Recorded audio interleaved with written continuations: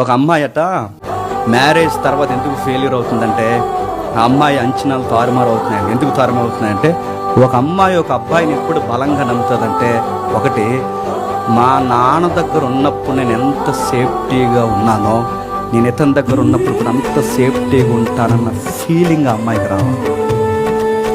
అది అలా ఉన్నట్టు డిజిటల్లో చూపిస్తున్నారు. ఆన్ రికార్డ్ వెళ్ళిన తర్వాత ఏమవుతుంది చెప్పండి? అట్రప్లప్ అవుతుంది. ఆడి డిజిటల్లో కనబడినంత నిజాయితీగా వాడు ఆన్ రికార్డులో ఉంటున్నాడా? అందుకే ఫెయిల్యూర్.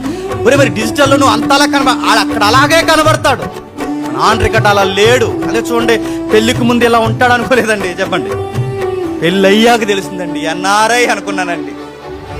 ఇది ఎంత పని చేసేదండి నడుతుంది. ఎందుకు ఇలా జరుగుతుందంటే అందుకే రాస్తున్నా చూడండి. ఇదిగో, ఎవరైనా ఒక అమ్మాయి ఎప్పుడు తన తండ్రి దగ్గర ఒక కూతురున్నప్పుడు, నా తండ్రి ఎన్ని త్యాగాలు చేస్తాడో, ఎంత ప్రేమగా చూసుకుంటాడో, నాకు కావాల్సినవన్నీ ఎలాగైతే ఇస్తాడో, నన్ను ఆలన లాలన పాలన చేసి నేను కోపిస్తే, ముద్దాడి నేను తప్పు చేస్తే నన్ను గద్దించి, నన్ను దండించి, నా మీద ప్రేమ చూపించి, నా వాత్సల్యం కొరకు తన వాత్సల్యాన్ని ఖర్చుగా పెట్టి, నమ్మకమైన వ్యక్తిగా నన్ను చూసుకొని, తాను నష్టపోతూ నన్ను నష్టపోకుండా నా జీవితాన్ని నిలబెట్టే వ్యక్తే నాకు నిజమైన వరుడని ఒక వధువు అనుకోవాలి అంటే యూదుల్లా కలిసి